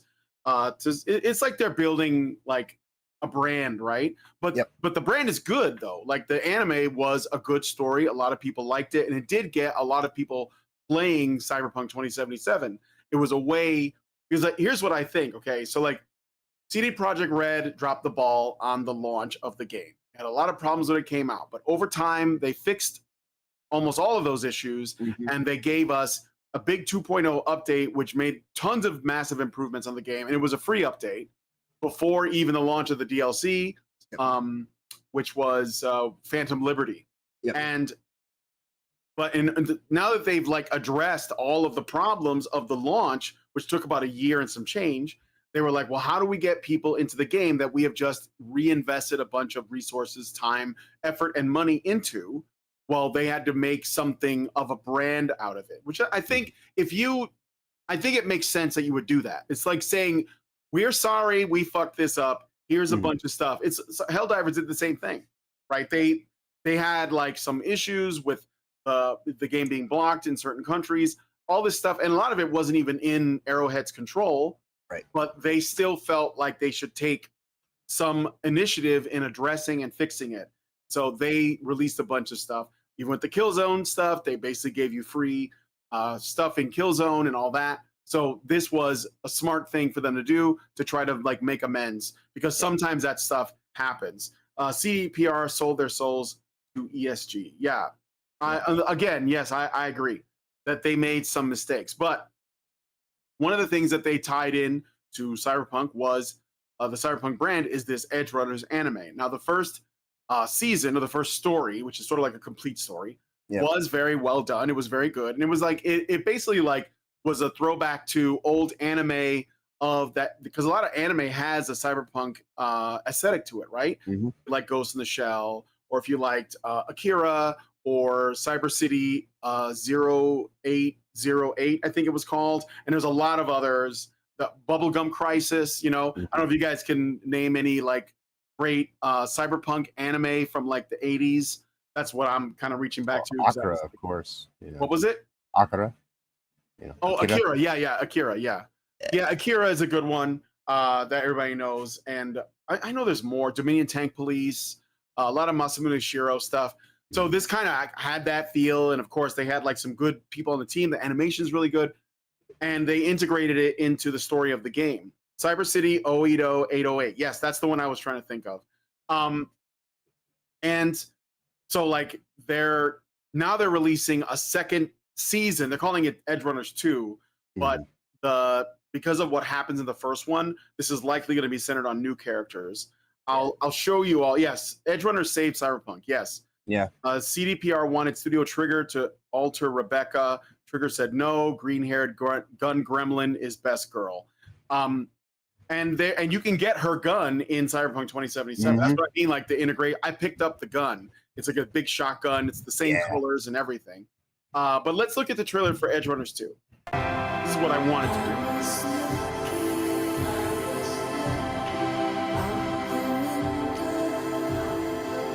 And it's the same world, even the maps. There's even places in the anime that you can go to in the game, and you'll see those places. You can even find David's, like there's like a place where it's like a, what am I doing? It's like a cemetery.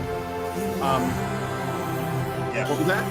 I was going to say, the thing I really appreciate about this is it puts the focus back on Night City as actually being the main character of the story. You know, there's stories within Night City, but Night City itself is, you know, the main thing. Yeah.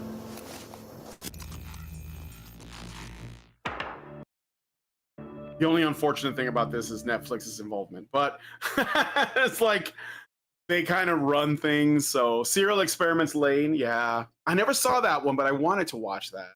The other good thing that comes from this, though, is there is actually talk now because, you know, the whole thing with CDPR bungling everything and having to spend so much time trying to fix their problem. What was supposed to be 2 expansions became, oh, well, we'll just do the 1 expansion. But, you know, you can't argue with money, you know, and so there is now talk about, like, with this new Edge Runners 2 project coming out, that there will actually be at least a DLC, if not some kind of there's rumors about a DLC. There's definitely going to be an update. They're calling it 2.3, I think. And it's supposed to, there's a lot of speculation on what that's going to entail. I own Cyberpunk 2077, so I'll see what it is, if it's an update or if it's a DLC. But from what I heard about Phantom Liberty, which I haven't finished yet, that's one of the things I want to be able to stream the Phantom Liberty DLC. I actually have 3 different game files, one with a different origin. So I have a Corpo, Street Kid, and Nomad. And they're all different in terms of their build too, like a net runner one, or at least like a lot of net running, which is extremely powerful in this game. Like it's basically easy mode, but it's good if you want a power fantasy. A ninja build, which is also very strong, and like a guy that's just like super strong, like a strength build. I actually recreated myself with this, you know, like dark short side. You made you know, yourself. Yeah. Like it is 110%. Like you're like, holy shit! Like that looks like me. Like same expressions on my face and everything. Like it is. Yeah. I mean, in terms of that, being able to play through, you know, Cyberpunk 2077. I got through the first game, played through again with like an evil corpo bitch. What did you? I have an evil corpo bitch. What ending? What ending did you get? The first. Well, the first time I went through as a wanderer, and so I've gotten multiple, and like the first time I went through, I actually got to where like you leave the city. And I left with you end up with the mansion. And then I played it through again. You know, at the certain junction point to where I was like, I went to the moon station, and like, and that's just. Is that the one where you upload your consciousness to the? Pretty much. Well, like, pretty much. Like, you end up giving yourself over, so that they can. Yeah, so that they can, you know, help you live. Yeah, and your life is pretty much just you're stuck in prison. And once you get there, they're like, "Oh yeah, so you're still gonna die," and you've kind of just fucked yourself. A lot of those endings are they. That's the reason why I left with the Nomads, was because I was worried about the other endings. Like, basically there is no good ending. There is weird no transhumanist thing, and I'm like, no, please, I'd rather die. Like, I think there's an ending where you die, but like I'd rather just that, you know. There is no happy endings in Night City. No. Well, Leaving the Nomads is the most. I think it's right. But even within that, and I think that's kind of the thing, though, is like ultimately the story is like it's a dystopian future hellscape, you know, and like if you are living in Night City, humanity has lost, you know, like is ultimately the takeaway. Like this is a nice place to visit as a work of fiction, let's do everything we can to make sure it doesn't become a reality. Yeah, So, for sure. but Norwegian Black Templar says John should play around with the Oblivion character creator. John Carpenter has nothing on the creations that came out of that. oh, right. That's funny you should say that. Like, I've been playing Dragon's Dogma 2. I made Father Moses McPherson because he's like the most feared like priest ever, and I think it turned out pretty well. On there, I like character creators when I can just make like actual people. Like I think for Elden Ring, I made Giga Chad, but I think I want to make Kanye West in one just to see how people react. I want to see if I can pull that off. But anyway, yeah. So there will be an update around the time of Edge Runners 2, and there may also be DLC. But from what I understand, Phantom Liberty is like crazy award winning. Like everybody loved it. Idris Elba is basically all over it too. So if you like Idris Elba, there you go. But okay, with that said, I'm going to get into a couple of last stories here. And I think we're going to end it. So this is old, but I think it's worth bringing up because it does relate to entertainment, obviously. So Michael Madsen, pictured here, passed away. He was known for his tough guy roles in Quentin Tarantino's Reservoir Dogs and Kill Bill. And supposedly he died of cardiac arrest on July 3rd at his Malibu home Malibu. So his sister, Virginia Madsen, mourned his loss, describing him as thunder and velvet, while colleagues like Vivica Fox praised his on-screen presence. Okay, so I love Reservoir Dogs, and I like Mr. Blonde, so that was it was kind of a blow. I mean, I don't know. What do you think about with the passing of Michael Madsen? Supposedly just a heart attack. He was a heavy drinker, but he was a father that was involved with all of his kids. He had a lot of kids. So yeah, no, it's an unfortunate thing. I can't say that I've really kept up with like a lot of movies in recent years, but like Reservoir Dogs, it is certainly something that I've got multiple versions that I've picked up throughout the years, from when it was first on DVD to going on Blu-ray. Reservoir Dogs. Yeah. And I mean, like this scene alone, like, I mean, stuck in the middle with you. Like, I just, like as soon as like I cannot listen to that song anymore without like thinking about like. Oh, of course, no, yeah. Like I Steelers Wheel, I have it on my playlist, and every time I hear it, I immediately think of this movie. That's one thing that Tarantino's good at. I think he's a little hacky, but he is good at creating scenes where you associate music with something that's happening, something from his films, like that. The Miserlou, which is the beach, it was like beach rock, that song Miserlou that existed way back in the 60s, that was done by Dick Dale and the Deltones. It's a great song, but no one hears that song and thinks of anything but Pulp Fiction's opening or the trailers. Like that's it. Like that's what it is now. Even what's the name of that band that band with will.i.am?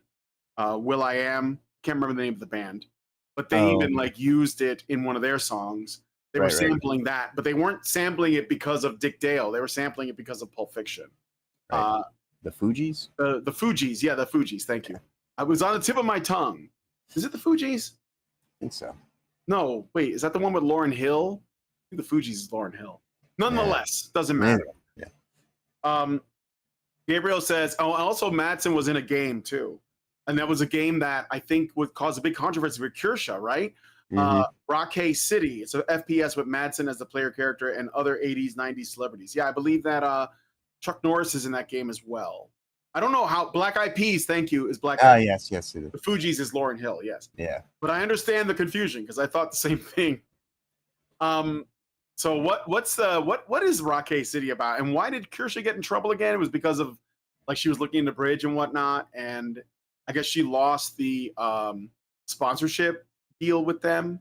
I think so. The only person promoting that game too.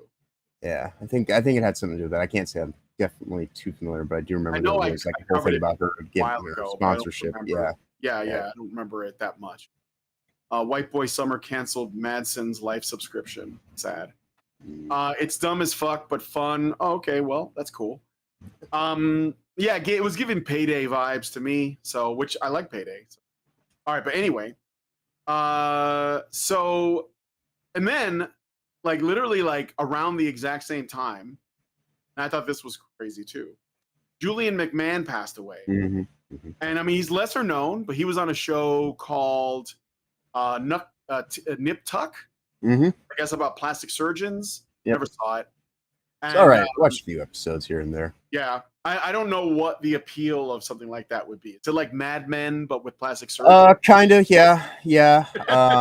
That and like chicks with really big boobs. Oh, okay. There's a lot of boobs in it. That makes sense. And yeah, he succumbed to cancer. So he had cancer, which he was fighting privately, and it was like right around the exact same time. And he also, and it's why I chose this picture, is that like Julian McMahon he played Dr. Doom in the old Fantastic Four movie, which is starting to look more and more appealing to me, like compared to what's coming with like what Marvel has planned for Dr. Doom and the Fantastic Four. It just doesn't look good. Like it just does not. But yeah, it was the Vice writer controversy, Anna Valens. Yes, and anal violence. That's right. That was the thing with that thing. So yeah, I mean, it's a shame. Again, sad. Some people have speculated about what caused Michael Madsen's heart attack. I think that's fair. I hope that's not what it is, but it could be. But again, he was a heavy drinker, so. But I don't know. Like that tends to do more damage to your liver than anything else. Right. You do that, so. Okay, so let me see here. I got a couple more comments. Master Goa says, my problem with 2077 is how little action happens in the cyber world. It's mostly just real world violence, not enough hacking and black ice. A good portion of the game should be cyber, but it's not. Right. Yeah, so like in the tabletop game, that's a good point that you bring up. In the tabletop game, which I've run for years, and I still have the books like on the shelf behind me here. There's whole like sections dedicated to net running. The game doesn't really have that, and you're right. I wish they did. I think that would have made a big difference. I guess it's a bit of a mixed bag because when you play the tabletop game and you have a netrunner in your party, okay, when the netrunner wants to do the net running thing, everybody else has to wait while they do it. So you basically pull everyone else out of the game while the netrunner's doing this, and it's like it's got its own system, it's got its own way of doing things, and I think that CD Projekt Red saw that. And if they had put that in the game, it would have been more true to what Cyberpunk was. But at the same time, I think it might have also run the risk of making net running so appealing that no one would do anything else because you're literally missing out on content if you're not net running. Right. So you would have, like, everyone would want to be a net runner, right? It's like a game design thing. If there's like a whole swath of content that is only for people who did net running, then everyone's going to be net running because they want to do the additional content, which is fair because they paid for the content. So the only other way you could do it is you would have to essentially create content that is exclusive for every archetype or every archetype that you make. So if you're a nomad, maybe there are sections that involve driving and vehicle combat that you won't get access to if you're not a nomad, right? Or if if you play a corpo, maybe there's like, gameplay segments where you're in places where other people can't get to because they're not corpos that you would have to have extra content for every type to fit. And I think you could do that, but it would make the game really big. I think hopefully this next title that they're working on within the Cyberpunk we'll do space that. will do stuff more like that. I think that this was just kind of an onboarding game to some degree for 2077 because like they do reference the net running being this thing that takes people out of their own livelihood within the game. Like you constantly see people that are just laying in chairs, and it's like you can kill them while they're net running because there's no defense there. So I would like to see a part of the game that does get into that a little bit more. But it very well could just preoccupy a lot of people, because that's kind of like the whole draw to it in the world space, is that the world is such a shithole that people just escape to the net and just live the rest of their life there if they can, you know. So but yeah, it'll be interesting. Hopefully they will include more of those aspects in the future game. Norwegian Black Templar says Disney has become the franchise killer of Hollywood. It saw EA boasting and said, "Hold my money stack." Hold my Scrooge McDuck ball. Right. Master Goa says everyone has cancer to some degree because everything gives you cancer. I just don't think about it and live or try to. Well, I've already had cancer and I'm good, thank you. Going back, Gabriel Phelan Lucas made a recommendation. He said Texnoliz is also made by the same people as Lane, which is Serial Experiments Lane. Lane is a masterpiece, so is Technolize. I'll have to look that one up. I never heard of Technolize, but I've been wanting some decent anime. I don't normally watch a lot of anime, especially now because it's all like moe cutesy shit and like slice of life stuff. Not into it. I'll give me like JoJo and Hokuto Ken anytime, any day of the week. But I will look into that because I do like a good cyberpunk anime as well. So, all right. So let's do a little bit of cake. I don't have a lot of time, but there is a game I want to show. Technolize. Oh, okay. Thank you for telling me that. There's a game that I heard good things about called Blood Message, and this is coming out of China, but I think that we have to like wrestle with the fact that China is doing what the West is not willing to do. We should basically say that this is what we want as Western gamers. I've heard very good things about Blood Message. It's not as fantastical as Black Myth Wukong, which by the way is on sale, but I haven't gotten it yet. I haven't decided if I want to do that. But it is like a story about a father and son, and that's why I think it's appealing to people. Again, something that America or the West doesn't want to do in general. But capable fathers? No. I know. Fathers. Oh, I should share this tab, right? Fathers that love their children and will fight for them. Well,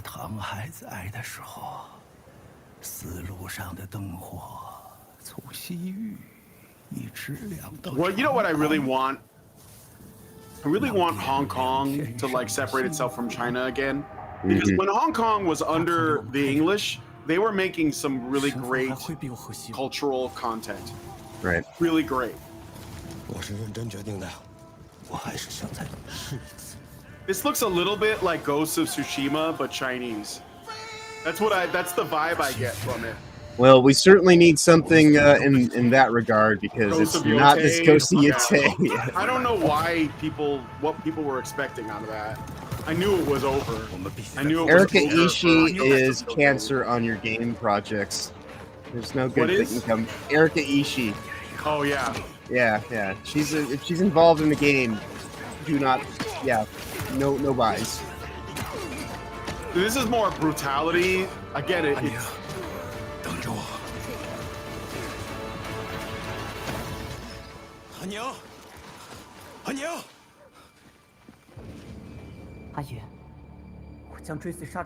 And it's based in some historical thing that happened in China as well.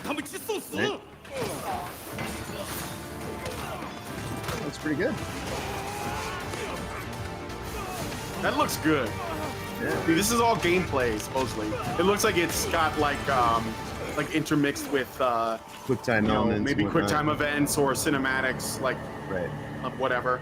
But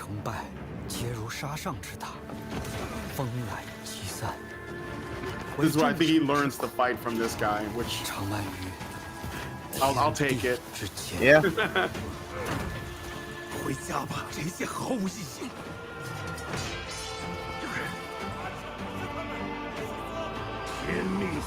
Needs more Crouching Tiger wire work. Yeah. Well, the thing is, it's not supposed to be. Like, there's like Wu Chang Feathers and Black Myth Wukong and Phantom Blade Zero. Those are all the wire work ones. This is a little more like I said, it's more grounded. It's got like a Last of Us you know, tone like the original Last of Us. Yeah.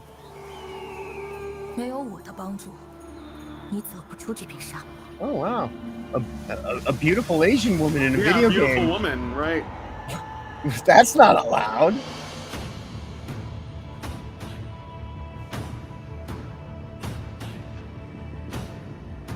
Interesting too is that like you know, Buddhism came from India, right? That like the origins of it. What Journey to the West is about. I don't know. I don't really know for sure. But that's what I think. I think Buddhism came from India.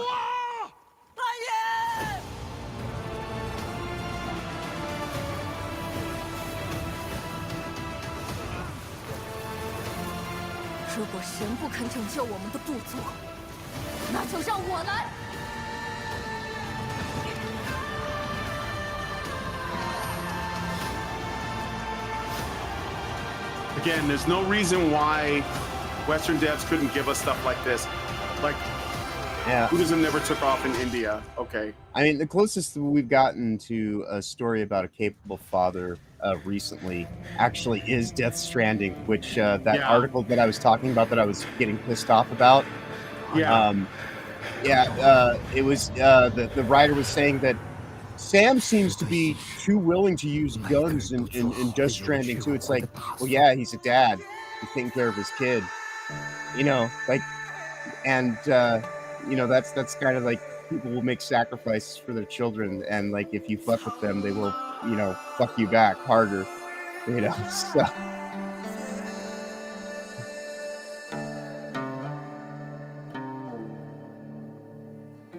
But this looks good. It does.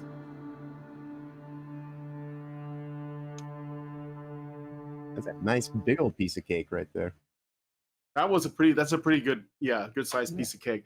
Danny Silver says, yes, Siddhartha was an Indian prince. Yeah, that's like, I don't claim in any way to be an expert on that, but when you see like Chinese people with like they got kind of like Indian, you know, trappings, like that woman with the third eye and stuff, that just tells you like there is that link. I mean, they're neighbors basically. So how would it not have an effect? Master Goa says India wants to claim Buddhism because Tibet is disputed by China, right? One more thing I wanted to show off, and then we can end the show. So far, everything is very stable. No crashes, no technical problems. I'm very happy.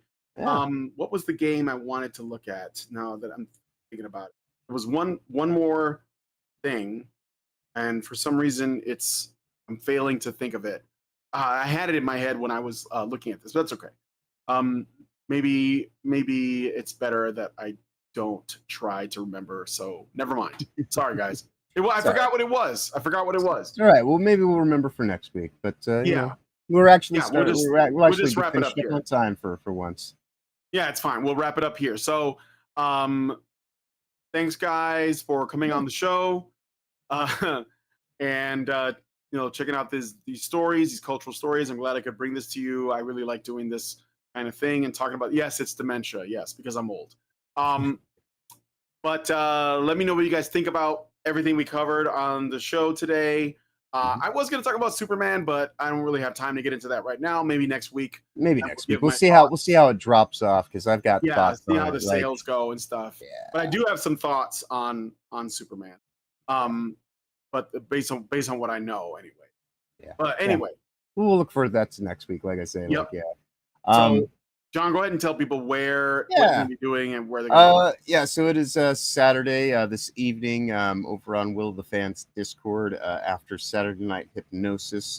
We will be watching episodes 5 and 6 of Red Dwarf, so we can do a review of it tomorrow on his channel. I'm trying to convince him that we need to change the name of the show for Sundays to Time and Red Dwarf in Space, because yes, TARDIS. Because we used to do Who TF, which became Who TF Cares due to the Ncuti Gatwa era. But yeah, that of course will be tomorrow at 9 a.m. Eastern, 6 a.m. Pacific. I'm there throughout the week on Sundays, Tuesdays, and Thursdays. And then, of course, tomorrow evening at 6 p.m. Eastern, 3 p.m. Pacific, I will be hanging out with Toasty She is going to be doing a cosplay stream, a bikini cosplay stream as Velma from Scooby-Doo, so that'll be fun times. And I'm Has she with done her. Eve yet from Stellar Blade? Not yet. I will have to. We'll have to. She's got to get a wig. Well, I mean, she has plenty of wigs. Like that's her thing, because you know she doesn't. Cause she shaves her head. Yeah. But I'll mention that one to her. Maybe because like she's doing this whole summer shape up kind of project, because she ultimately wants to. We've already kind of converted over to just doing just bikini streams right from the get go, because it's like, what's wrong? Nothing wrong with like enjoying like, you know, with boobas, you know. So we just go straight out of the gate nowadays doing that. And I'm on her show with her as her producer / co-host Sundays, Tuesdays, Thursdays, and Fridays, always starting at 6 p.m. Eastern, 3 p.m. Pacific. And then, of course, I'm back here with you again next Saturday at 11 a.m. Eastern. 8 a.m. Pacific. Sorry, I don't have the same kinds of boobs. That's okay. That's okay. You know what? Neither do you know. People are constantly trying to get me to like, you know, get incorporated with the whole thing too, and it's just like no. Like, Toasty is the jelly here. Clearly, I'm the peanut butter. We make a nice sandwich, but never try to like, you know, make one do the other. It wouldn't be right, and we would lose a lot of viewership. But yeah, other than that though, yeah, thanks everybody. You know, we enjoy having you here, especially people who joined in Rumble. We're up to 18 people right now during the show, which is always great. We love to bolster the numbers for the Rumble Revolution. There we go. So yes, please do you know, like, share, subscribe, all that wonderful stuff to you know, Honey Badger Arcade, and you know, it's great having you all here. And of course, always a pleasure to do the show with you. With that said, though, safe travels ahead. Y'all have a wonderful weekend going forward, and of course, be awesome as always.